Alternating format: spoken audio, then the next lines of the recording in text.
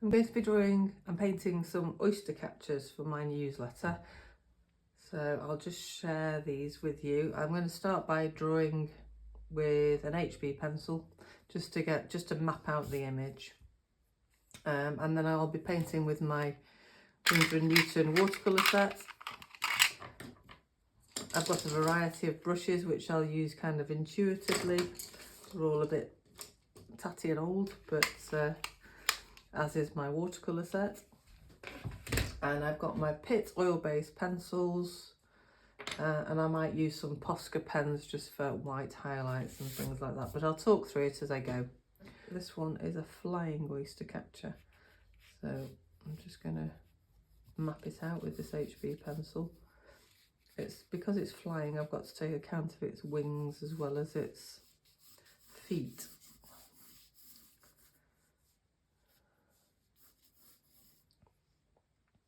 So I'm just conscious that I'm leaving enough room to fit both its wings and its feet on.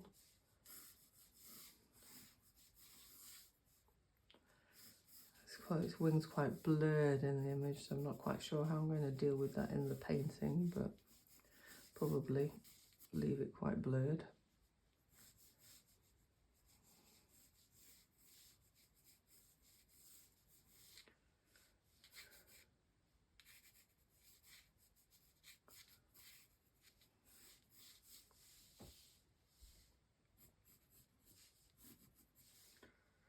And with a flying bird, of course, you do want to maintain that sense of energy and that sense of movement, really. So having a little bit of blurring is not a bad thing.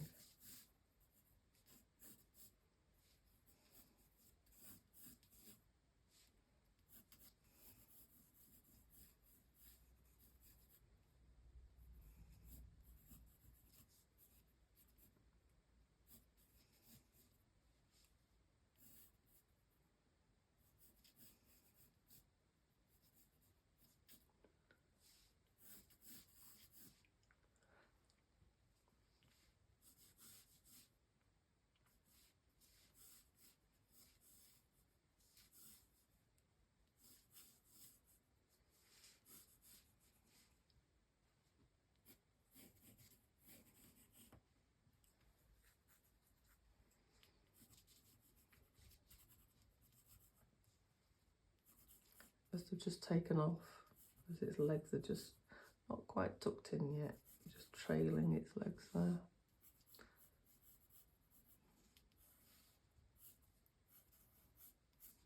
Got quite chunky legs, really. Quite long legs, obviously for wading.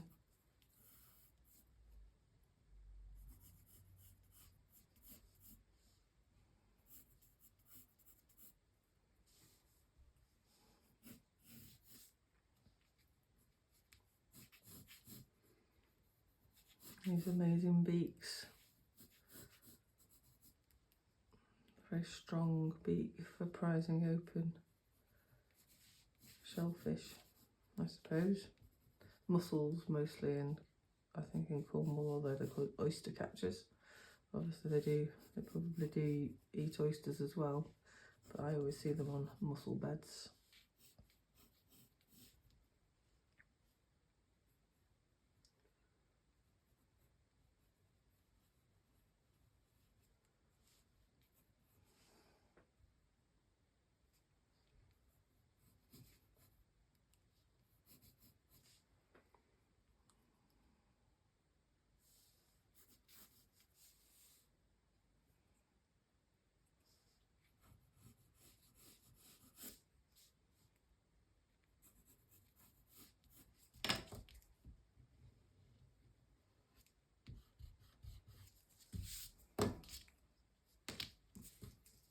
Eyes a little bit far back there.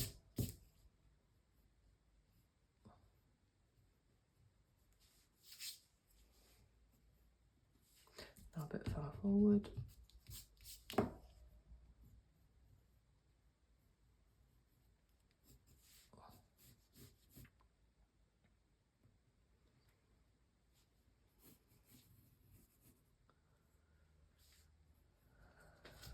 Okay. to paint. Now I'm going to start painting. Notice this is line down the shadow line. I apologise for that. It's from the window bar. I'm sat in front of a window at the moment, and the sun is creating it, so I shouldn't complain about the sun. So I'm going to start painting the Oystercatcher, and although they have a very they are black and white birds, the black isn't pitch black. I've got a bit of Payne's grey here. I need a little bit more Payne's grey. I've got a bit of Payne's grey, and I'm going to add a little bit of blue, but also a little bit of burnt sienna, which also they'll desaturate each other as well,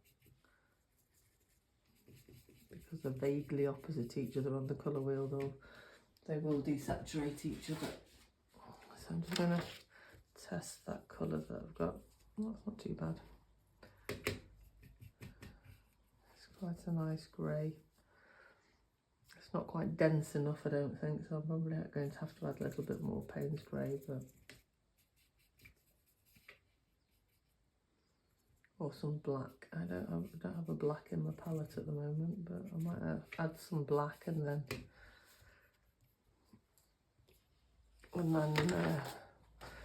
add a bit of other colour to it, just to make it a little bit less dense. So I'm just going to start with adding a wash of this to the dark areas of the bird. Wherever possible, I like to use a big brush, because it gives a bit more freedom, really. It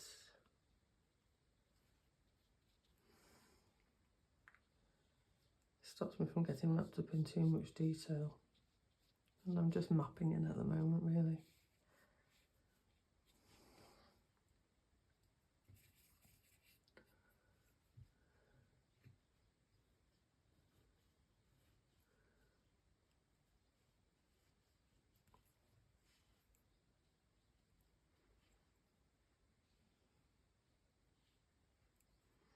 Because it's quite diluted, I can also just add some tone where needed as well.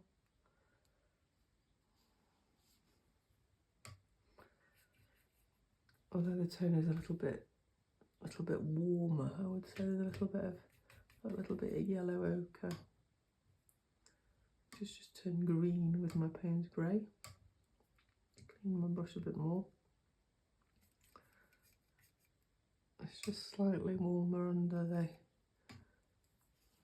here. Just a little touch of yellow ochre.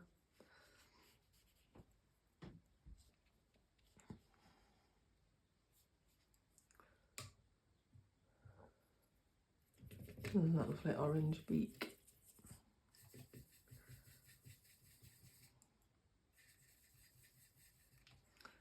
Legs are more of a pinky orange, but they are still orangey, I think.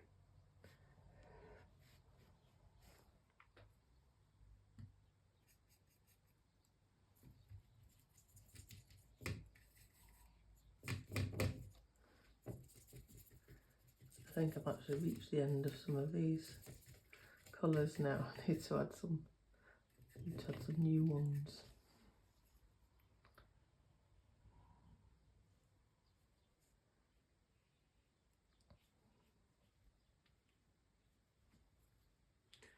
And the eye, because I've painted around the eye with the dark colour, I'm going to just leave that for the time being.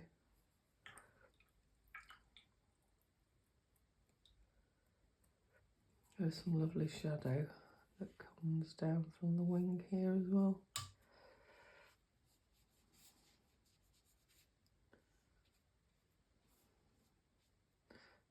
Sometimes it's tempting not to add the shadow in because it can be quite dominant. and this is just an illustration for my ebook. It's more of a, it's not that painterly in a way. It's just a representation of an oystercatcher. So I'm always a bit tempted. There's always conversation in my head, do I add that shadow in or not? Or do I just leave it? It's definitely not white under this wing either. So I'm just going to add, it's kind of a grey tone, so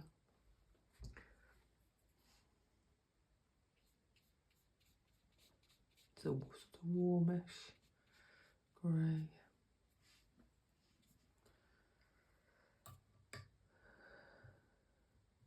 Okay, I'll set that aside to dry. So there's not a great deal I want to do. I want to add the eye in, which in this one is quite red. It's got a dark centre, but and it's got an orange ring around it, but that centre part is quite, the sort of iris is quite red. I'm going to have to now try and leave a little bit of space between that eye and the head colour. Adding a little bit more Payne's grey, also a little blue to that Payne's grey. I don't want it to be too dense, although Payne's grey is quite, it isn't really, it's quite a nice colour to use as an alternative to black, although I do use black quite a lot. I don't have an aversion to using black. Also adding in a little bit of burnt sienna. I'm just going to retest that colour, make sure I'm okay with it. It's not quite dense enough, so I'm going to add a little bit more Payne's grey.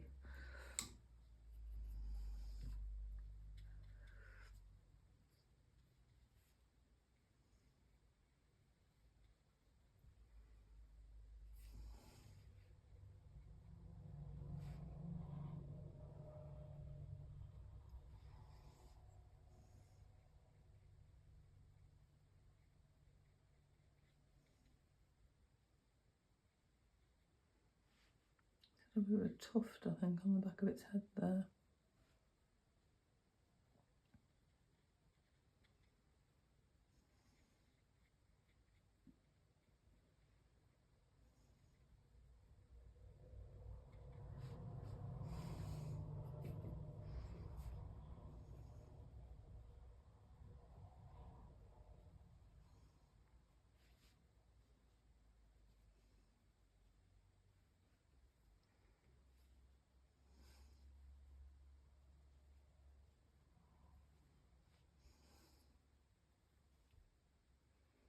His wing is quite blurred, so I'm just going to suggest it.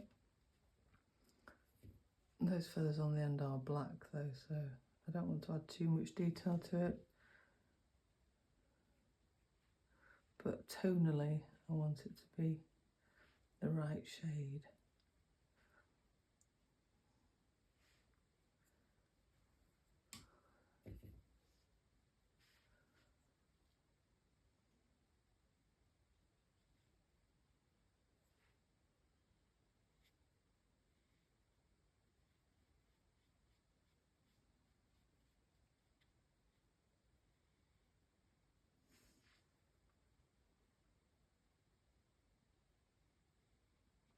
It's a really nice smooth line.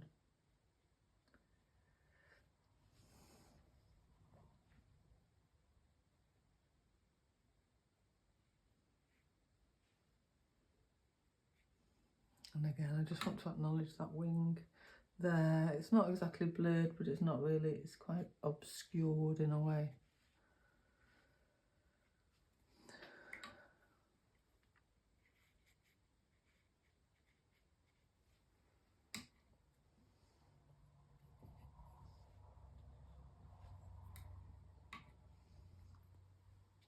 That's more shadow than line actually, so I'll just take that out again.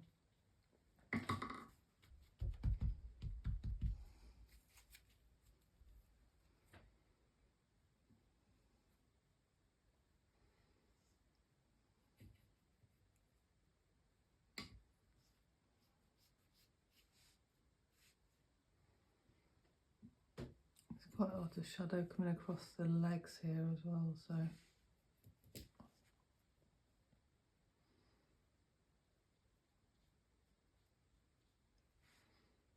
I'll suggest a little bit of texture on the leg. The same on the beak.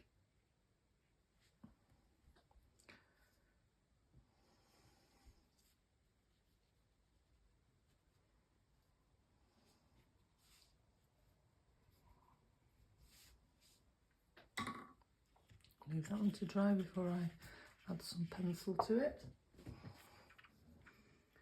Just going to add a few little finishing touches, and then I'm going to draw with the oil-based Pitt oil-based pencil, which is a super an extra soft one this time.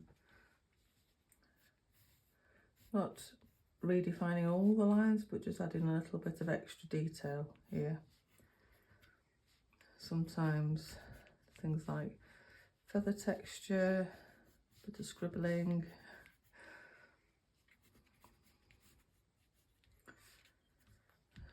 And I find that these lines, rather than make it more static, actually add more energy to it, because I can be a little bit freer with a pencil than I am with a paintbrush. And I think they often sort of create a sense of more movement, because I'm not necessarily adhering to the lines, so I'm just creating a sort of a double line in some cases.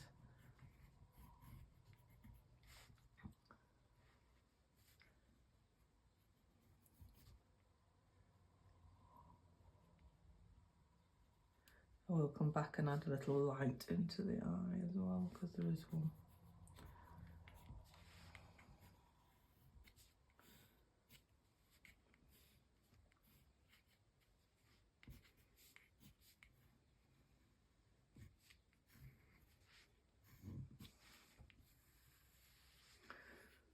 So this wing is very blurred in the image, so I'm not going to give it too much detail. I might actually just give it a little bit of a sense of movement there, in fact.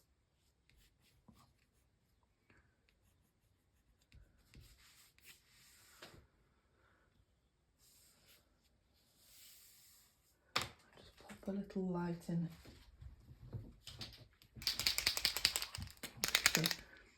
A Posca pen. Just going to pop a little light into its eye there. Thank you very much for joining me to paint Oystercatchers. I hope you'll have a go yourself, and I hope you like the outcomes, or if not, just the experience of doing it. If I painted these again, they probably would look entirely different, but that's the beauty of painting, I suppose, that you're never 100% certain what you're going to get. Well, not when you paint like I do anyway.